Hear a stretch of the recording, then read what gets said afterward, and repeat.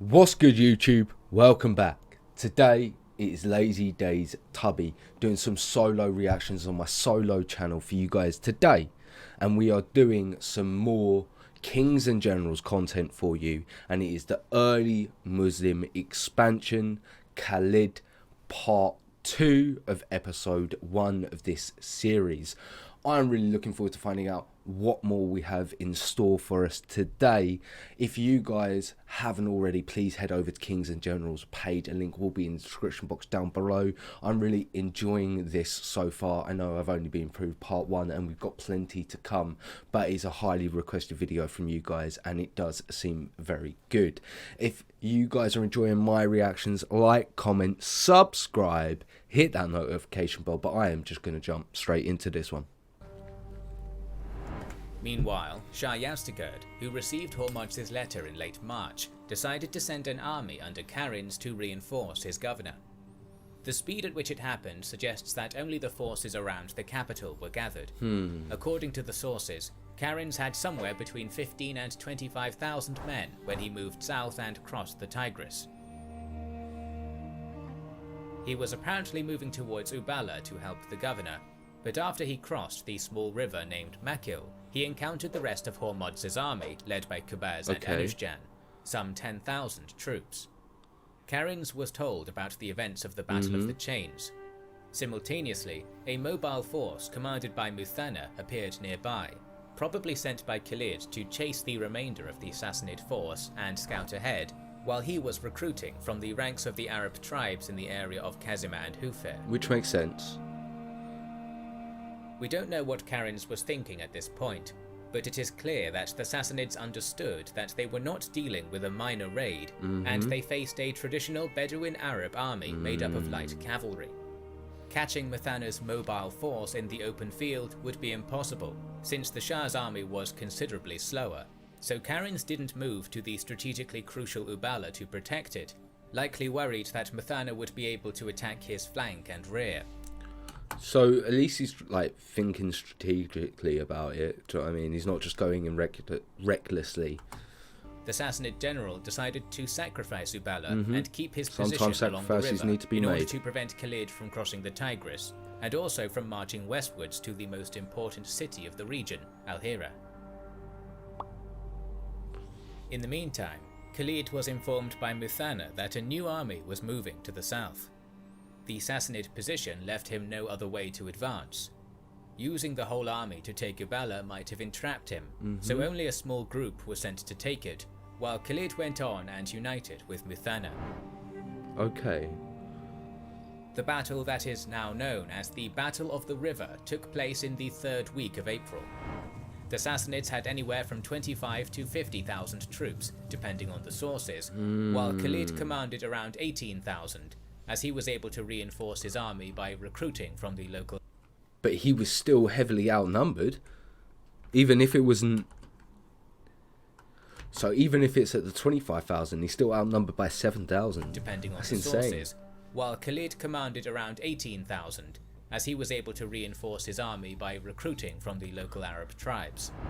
The sources for this battle are conflicted, so we will try to do our best to form a coherent narrative. Before the armies formed up in the morning, Khalid personally scouted the positions of Karinz's forces and was now sure that winning a set-piece battle was his only option to continue the campaign. He returned, and the armies started to get into formation, both having a similar structure with infantry in the center and cavalry on the wings. The Sassanid army was deeper, as its commander made no attempts to widen his front and outflank the enemy, probably relying on the superiority of his troops and the fact that his second rank would be fresh when the time came. The battle started with Karinz calling for a duel. According to the Sassanid sources, duels were a way for the commanders to prove to the troops that they were ready to fall for them, so a personal combat between champions was a usual sight. Khalid wanted to answer the call, but one of the duelists who was near him galloped towards the Sassanid commander and Khalid stayed back. In the ensuing duel, the Arab fighter was able to defeat his opponent. That demoralized the Sassanids. So that's twice. That's twice. Twice that has happened. That is insane. No wonder why it stopped. I can see why it stopped. Like, it's good if your guys have won, because then your team has got more morale. But for the losing team, that's it. That's it. Your commander's dead. The person who's supposed to be leading you's dead. What do you do? Your cause is done. Your cause is done. So Qubaz and Anushjan were probably forced to march forward and demand another duel to restore their morale. The Muslim wing commanders, Asim and Adi, galloped to them. Okay. Soon, the Sassanid commanders were dead, and Khalid ordered his entire army forward. No way. The Sassanids lost all of their top commanders. Initially, this charge was fruitless, as the forces of the Caliphate failed to make any headway and were even pushed back. But this pushback made the Sassanid lines disorganized, as the units lost cohesion due to the lack of command. Khalid was able to exploit this, and his counterattack created even more holes in the enemy formation. The rear of the Sassanid army attempted to retreat, while the front was still fighting. Ooh. However, left with no support, the front was soon massacred. Lightly equipped and fast Muslim troops were able to catch up to the fleeing Sassanids with ease, and the battle restarted along the river.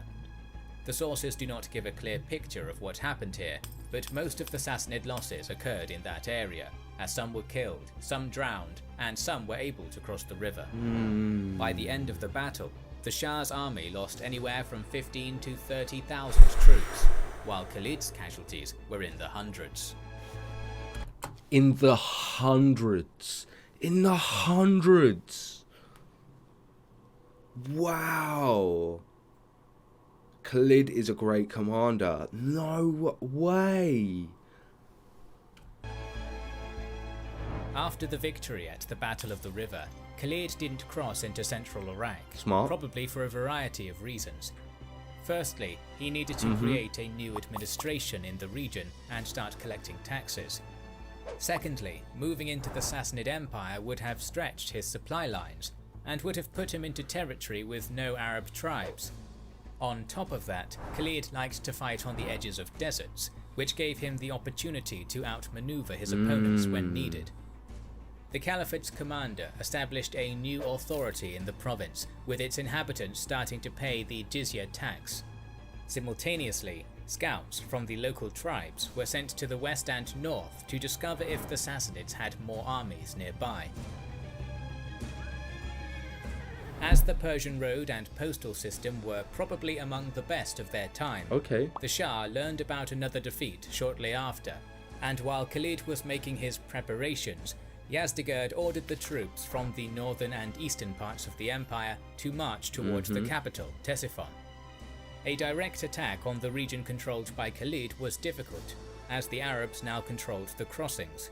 So when the first army, commanded by Andazagar, arrived, it was sent towards the city of Willaja, the first strategic target on the road between Uballa and al-Hira. It was expected that the Arabs would attack in this direction, so the remnants of the Sassanid forces which fought under Karims joined Andazagar, bringing his numbers to somewhere between 25 and 30,000 troops. This army took positions outside of Willaja sometime in May. The second army was led by one of the top commanders in the Sassanid army, Bahman, and it was supposed to reinforce Andazagar if the Muslims indeed decided to move to al-Hira. And they're about For 20,000 now, this strong. force of 20,000 was to be stationed along the Euphrates, halfway between Uballa and Willaja. Meanwhile, Khalid's scouts, being from the local tribes, were able to gather information with impunity, so he seemingly knew about every enemy move. He decided that his smaller force needed to defeat one of the armies opposing him, Straight away. and he could not allow them to reinforce each other. Okay. So he left a minor Makes garrison sense. around Uballa and marched west, hoping to defeat Andazagar without alerting Bahman. Along the way, Khalid reinforced his army from the Arab tribes, which were now more eager to join his ranks, since the tax imposed by him was lower than the one they had to pay before, and that brought his numbers to around 15 to 20,000. The goal was to destroy the army under Andarzaghar before Bahman could reinforce it. Although Bahman's army noticed the movement of the Arabs, they were much slower, so Khalid was able to reach Andarzaghar well before Bahman, sometime in the second half of May. Okay, what we can do? According to the sources, Andarzaghar had enough room to maneuver and wait for Bahman along the river, but he was confident in his troops and kept his position. For almost a day, the two armies seemingly remained in their respective camps, within reach of each other, without attempting to start a battle. The Arabs were probably resting after their forced march, and the Sassanids were hoping that this wait meant they might be reinforced. Okay. However, this wait couldn't last, since Khalid knew that he had to score a decisive victory before the second Sassanid army arrived. So on the next day, both forces formed up in standard formation with a centre and two wings. Where's he sent the cavalry? Because the cavalry's just gone somewhere, so I wonder where they've gone. The field near Willaja was an even plain stretching between two low, flat ridges, which were about 1 kilometre away from each other. To the northeast was a barren desert, with the river Kasif running close to the eastern ridge. Both armies had the ridges behind them, meaning that an attack from the rear was not possible to begin with. Right, okay. So it's good setup from both armies. The Sassanid leader was surprised to see the whole Muslim army was smaller than previously reported, and that it only consisted of footmen, which contradicted what he had heard about the crucial role Khalid's cavalry That's because the cavalry have just gone somewhere, so where are they? Played in the previous battles. Despite that, he was convinced that his position was impenetrable and decided to wait, as both armies knew that Bahman couldn't be too far away. Indeed, the Muslim commander ordered his entire army forward. Led by Khalid, who fought in the front rank, the army of the Caliphate charged into the enemy. Oh, he's just going straight in. So, the two lines fought to a standstill, losing few warriors. But the Sassanids had the numbers, so their tired front line was replaced by the rear rank, which gave them the edge. Despite Khalid's personal martial skill, his troops were getting tired, so Andarzaghar's counterattack started to push the Muslim troops back. Slowly but surely, the Sassanids advanced, while the Arabs were getting dangerously close to the ridge, which would have made any retreat impossible. How does he get out of this? At this point, Khalid gave a signal that changed the course and the cavalry of the are going to come back. The cavalry that he sent into the desert during the previous night appeared on the eastern ridge behind the Sassanid army. This was Khalid's trademark move, as his mobile cavalry was able to hide in the deserts with ease. The advance of the Sassanid army away from its fortified position meant that its rear was undefended. The light Arab horsemen charged into the Sassanid lines, while Khalid's infantry lengthened their front to envelop the wings of Andarzaghar's army. Minutes later, the Battle of Willaja was over. The Sassanid commander was dead, and his army was completely destroyed, with only 5,000 survivors managing to retreat from the field. Khalid's casualties were around 3,000. As Khalid's troops were tired after the long march and the battle, his army wasn't able to pursue the Sassanid survivors. Those were mostly the Christian Arabs who were more mobile, and they managed to find shelter in nearby Elis. The messengers from this group went to other Christian Arab tribes to the northwest asking for help, and also informed the Shah in Ctesiphon. The tribes answered the call of their kin, while Yazdegerd sent messengers to Bahman to go towards Elis. It is not clear why, as Arab and Persian sources are conflicted, but according to the former, Bahman gave command over his army to another general called Jaban, who marched with the entire army to where the Christian Arabs were concentrating. The Persian sources claim that Bahman returned to Ctesiphon with his entire army. Meanwhile, Khalid moved his troops towards the city, and sometime in May fought the allied Christian Arab and Sassanid army near Elis. The details of the battle are lost, but we know that the Muslims won. The sources are once again conflicted on the number of casualties, with the Arab sources stating that Khalid's force killed 70,000 enemies, mostly through the executions after the battle, Whoa. while the Persian writers think that the army facing Khalid's 18,000 was comparable in size and managed to retreat towards al-Hira after a minor defeat. That's interesting. In any case, in the last days of May, Khalid approached al-Hira, which was the initial goal of his campaign. Again, the sources are inconclusive. We know that the local Sassanid garrison and their Arab allies mounted resistance for a few days, but eventually the sides decided to negotiate. Okay. As Khalid promised to spare the lives of the population in exchange for the payment of the jizya tax, the locals decided to surrender. Yeah, much easier. The Arab commander spent the next few months building up a new administration in the region and collecting taxes. At the same time, raiding parties were sent to central Iraq and towards the border of the Eastern Roman Empire, and this raiding brought both loot and information on enemy movement. Some sources claim that the Caliphate gained a degree of control over central Iraq, but it seems that Khalid didn't have enough troops to keep such a wide region under his authority. Still, the Caliphate's raiding parties were not getting much resistance to the north and northeast, while his scouts informed him that the Sassanid garrisons to the northwest were still intact, with larger concentrations at Anbar and Ain al-Tamr. Okay. The first one was further away, and the direct route to it was through Ain al-Tamr, but attacking the fort of Anbar would have been more unexpected. So, in late June of 633, Khalid left half of his troops in al-Hira and marched west towards Anbar with a 10,000 strong army. Anbar would become the first Arab attack across the Euphrates River. The details of the engagement that happened here are unclear, but it seems that Khalid's decision to attack Anbar surprised his opponents, and the leader of the garrison, Shirzad, was forced to surrender after the Arab archers showed their effectiveness. Strong. Then the Caliphate's raiding parties approached the town of Ain al-Tamr from the direction of al-Hira, so when Khalid engaged the Sassanid troops, mostly made up of Christian Arabs from the west, in July, he was able to win with relative ease. The leader of the Christian He's doing this really quick as well. Arabs was taken prisoner and then executed, and the city surrendered to the Muslims.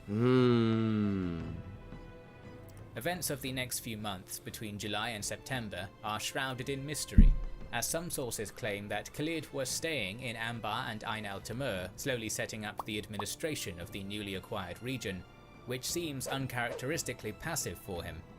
Others claim that the last two remnants of the apostate activity of the Ridda Wars were to the south, so Khalid moved most of his non-garrisoned troops towards Dormat al-Jandal and helped his fellow Caliphate general, Ayad bin Ghanem, defeat the rebels in the region. Right, okay. So he's just getting more control over these This inactivity areas. or absence gave some time to the Sassanids, and they started recruiting and concentrating 5 armies in the area between Mazaya and Usaid.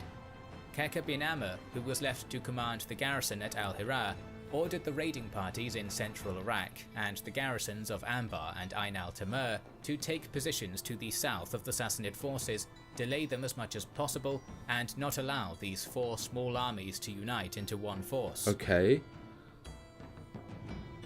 At the end of September, Khalid returned to al-Hira alongside the troops he picked up around Dormat al-Jandal and ordered Keka bin Amr and Abu Layla to lead portions of the garrison to Husaid and Kenafis respectively and take command, while his troops rested in the city.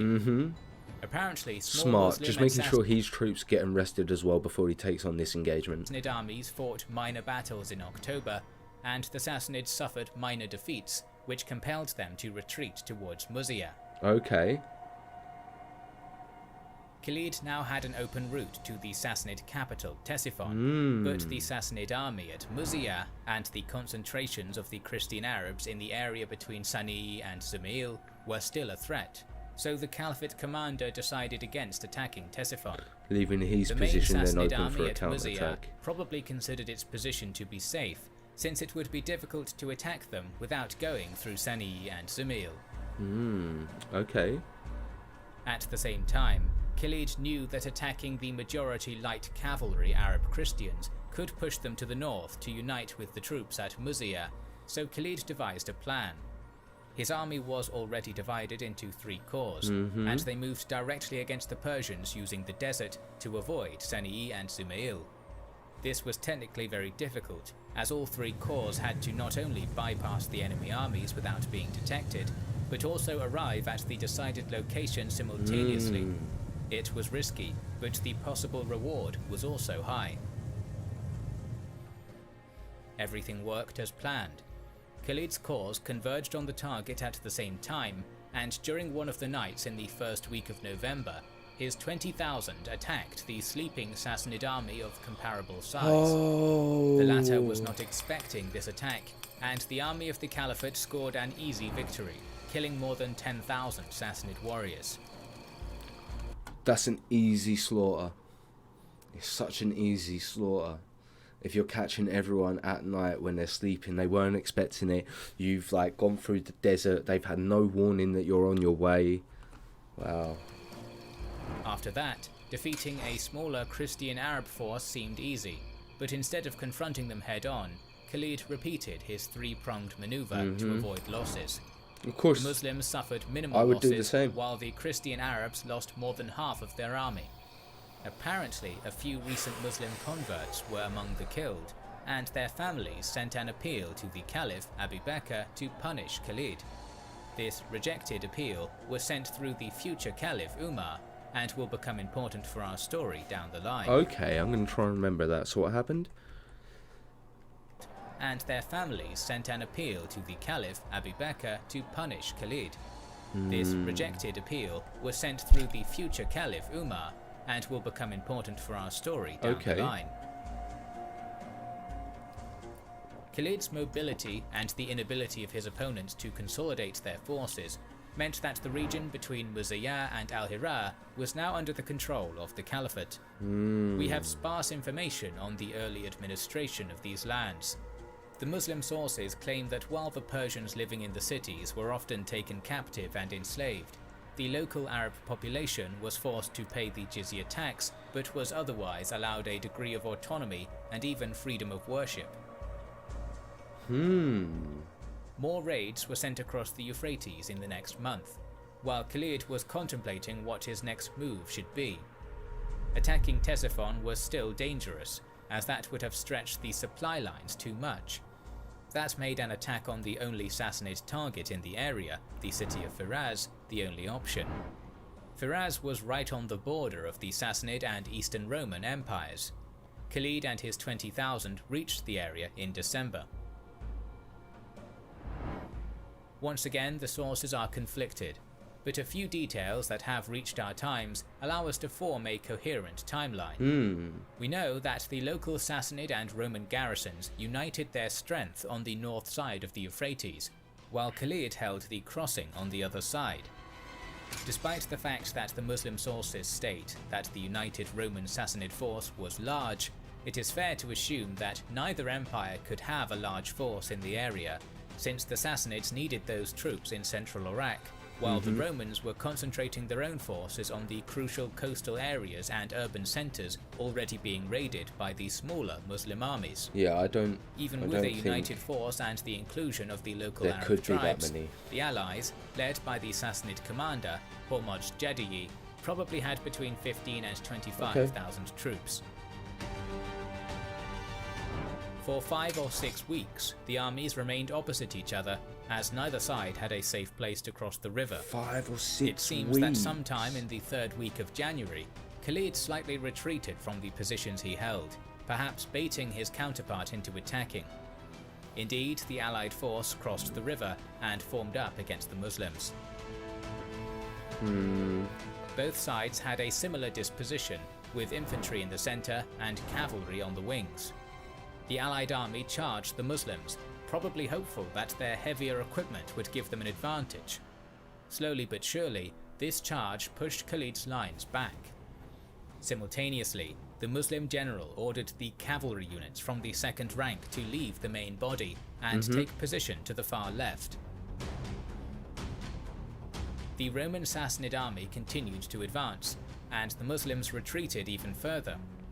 Khalid's detached force was ordered to take the bridge and then attack the allies from the rear. This maneuver was successful, and Hormuzd Jadid's army immediately started losing cohesion. The allies thought that there was another big Muslim army that took the bridge and would soon surround them. No way! Simultaneously, Khalid's main force started their counterattack, and those units of the allied army not killed on the spot started routing towards the northeast. A certain number managed to swim across the river, but more than half of the allied army was killed. Khalid lost a few hundred from his ranks. Again, only a few hundred. His death tolls are absolutely outrageous. I can't believe it. It's absolutely crazy. Do you know what, guys, as well? We're 41 minutes into this, so that's probably another 20 odd minute video. I reckon we got another 3 or 4 more if we keep up with this, but we are going to end this series here. It's a nice little stop off point. I'm really enjoying it. Khalid has had quite a few battles now where he's not had many losses, which is really interesting. A lot of information, it's a lot to take in, but it's only 6:34, and when we started this video, again, it was only 6:33. So he's done all this, he's taken all this sort of corner region here in just a year, and a lot more feats, and I imagine there's a lot more to come. I'm really enjoying this, so if you guys haven't already, please like, comment, subscribe, hit that notification bell, and we will catch you in the next video.